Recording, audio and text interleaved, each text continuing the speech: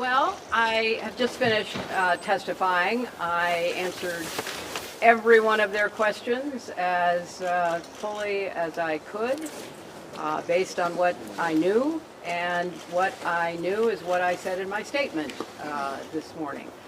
I never met Jeffrey Epstein, never had any connection or communication with him. I knew Ghislaine Maxwell casually as an acquaintance, but whatever they asked me, I did my very best to respond.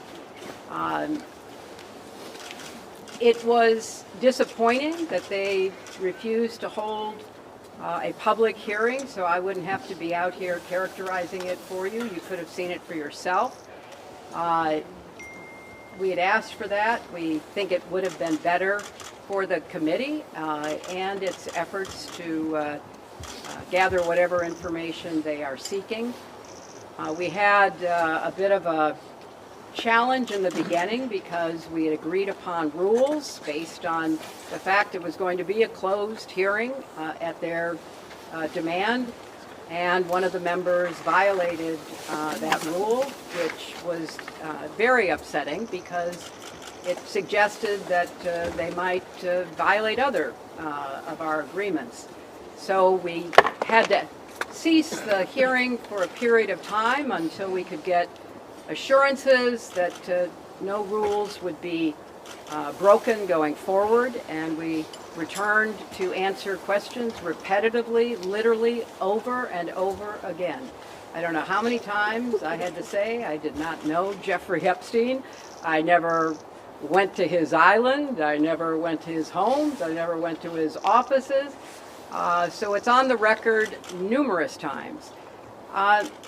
It then got, at the end, quite unusual because I started being asked about UFOs and a series of questions about Pizzagate, one of the most vile, bogus conspiracy theories that was propagated on the internet, that was serving as the basis of a member's questions to me.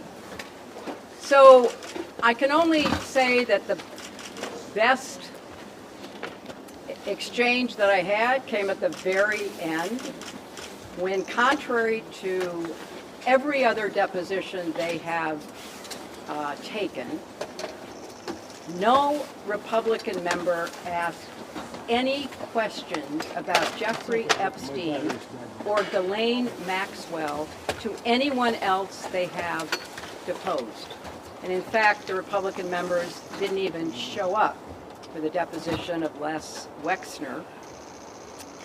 And when I said that, I had to point out that the only questions that any Republican member asked of any of the people they deposed was of former Attorney General Bill Barr, when Chairman Comer asked him about the allegations, in his view, about Russia's involvement in my election in 2016. So at the very end of this hearing, after I made that point, I want to commend Chairman Comer for raising a series of significant questions that I responded to about the nature of the investigation and the areas that I thought should be explored. So I appreciated that. I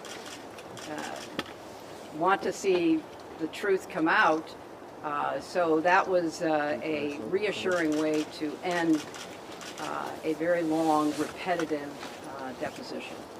Secretary, you spoke in your opening remarks about how heartbroken you have been for the Epstein survivors as these files have come out. Can you talk to us a little bit about how you have processed and reacted to the fact that the former president, your husband, Bill Clinton, is referenced in the Epstein files numerous times, including in some photos featuring women? And how have you been personally preparing for the deposition that is coming tomorrow? Are you 100% confident that there isn't anything that the former president knows about Epstein's crimes? I am, and I think the chronology of the connection that he had with Epstein ended several years before anything about Epstein's criminal activities came to light, and that he was charged and sadly given a sweetheart deal, which, as I said in my statement, had that not happened, perhaps his predatory behavior could have been stopped earlier. But I think it is fair to say that the vast majority of people who had contact with him before his criminal pleas in '08 were like most people. They did not know what he was doing. And I think that that is exactly what my husband will testify to tomorrow. Madam Secretary, do you believe this was a fair hearing, and do you still want to testify publicly, even though you gave this deposition? Well, I'm not going to do it again. They had a chance to do it in public, and I wish they had done it in public. And I think they're making the wrong decision, avoiding doing it in public. I thought it was very repetitive. I thought that they asked literally the same questions over and over again, which didn't seem to me to be very productive. And then, as I said, toward the end, there were other questions that were totally off subject. So if they are going to fulfill their responsibilities to literally investigate the investigations, which is what they originally said was the scope of their work, I think they could have spent the day more productively. Madam Secretary, what was your reaction to President Trump's call? Madam Secretary. Can I ask, why was Colleen Maxwell invited to the Dr. Chelsea Clinton's wedding in 2010? She'd already been mentioned in a civil lawsuit by Virginia Giuffre before that.